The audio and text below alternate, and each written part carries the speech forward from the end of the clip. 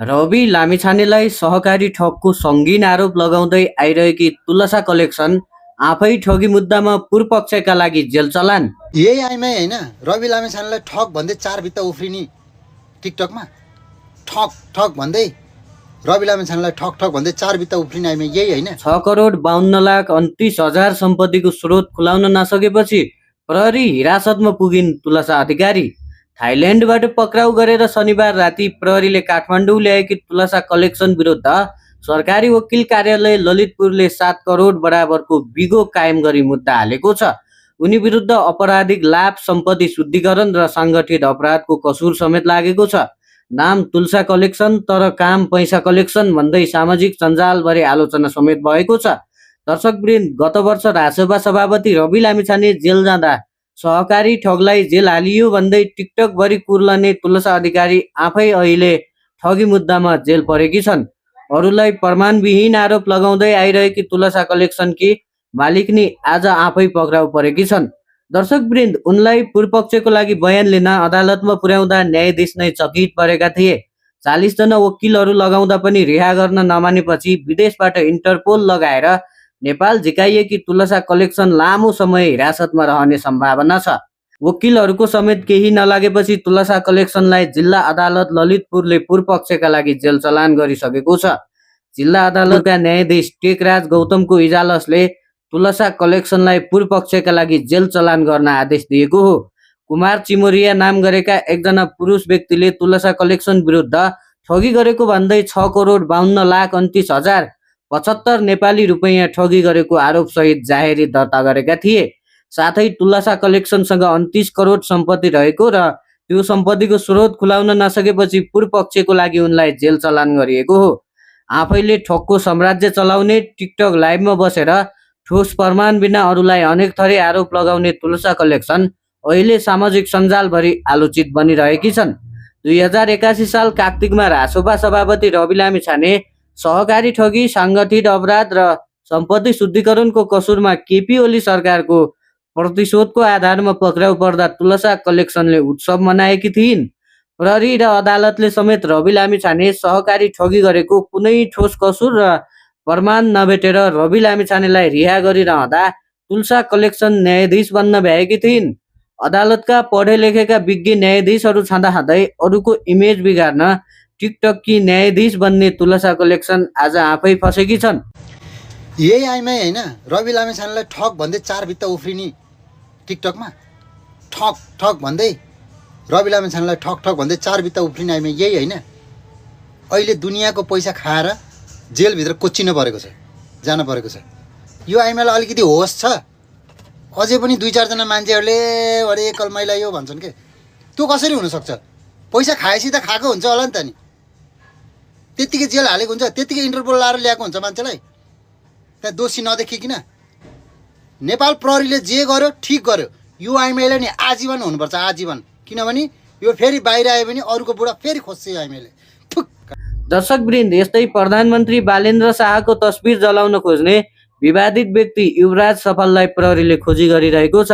केही समय अगाडि यस्तै विवादित कसुरमा पक्राउ परेका युवराज सफल 50,000 धरौटी तिरेर छुटेका थिए। अहिले भने उनी प्रधानमन्त्री बालेन्द्र शाहको तस्बिरमा सलाई पारेको आरोपमा प्रहरीको रातो सूचीमा छन्। विगत 2 दिन अगाडि एउटा पोडकास्टमा इन्टरभ्यू दिँदै गरेका युवराज सफल 81 जङ्गिएर पकेटबाट बालेन्द्र शाहको तस्बिर निकालेर सलाई कोरेका थिए।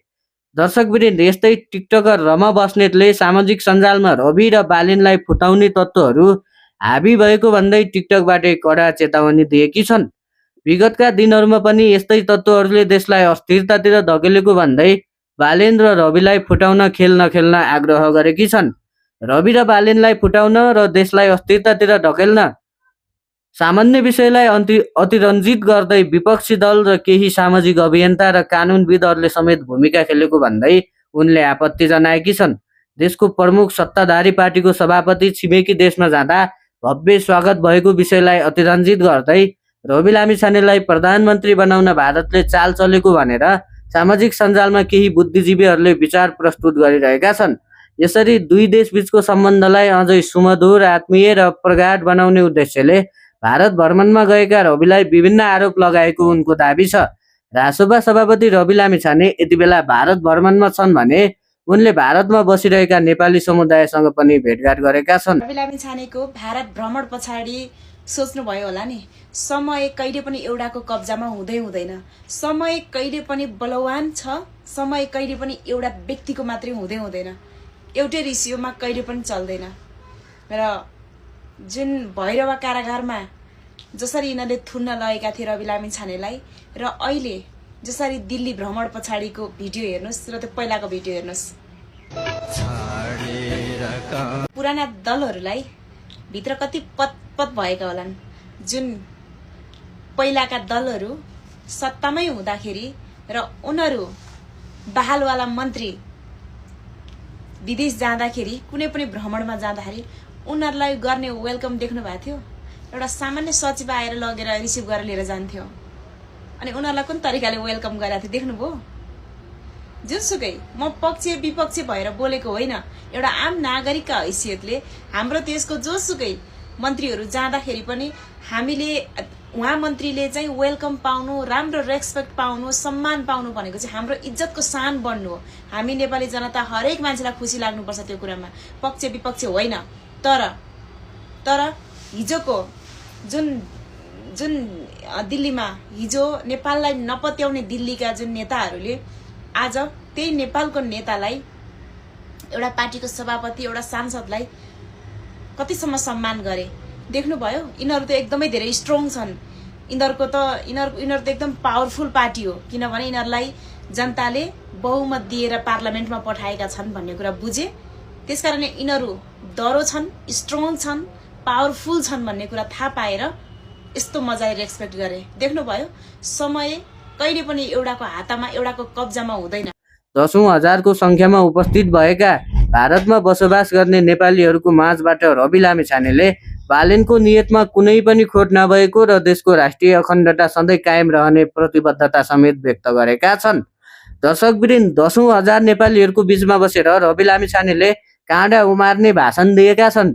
पहिलेका नेताहरू सत्ता बचाउन भारत जान्थे, म भने यतिखेर देश बचाउन भारत आएको छु उनले भनेका छन्। बालेन र म भएर 5 वर्षभित्रमा देशलाई कायापलट गर्ने खाका तयार पारेका छौँ। बालेनको नियतमा कुनै पनि खोट छैन, तपाईहरू ढुक्क हुनुहोस् भन्दै रवि लामिछानेले वक्तव्य प्रस्तुत गरेका हुन्। रवि र बालेन कदम कदाचित फुटिहाल्यो भने सत्ताको स्वाद लिन पाइन्छ कि भनेर केही तत्त्वहरू पछाडिबाट र्याल चुहाइरहेका छन्, तर त्यस्तो सपना नदेख्नु होला। हामी देश बनाउन आएका हौँ भन्दै रवि लामिछानेले विश्वस्त पारेका छन्।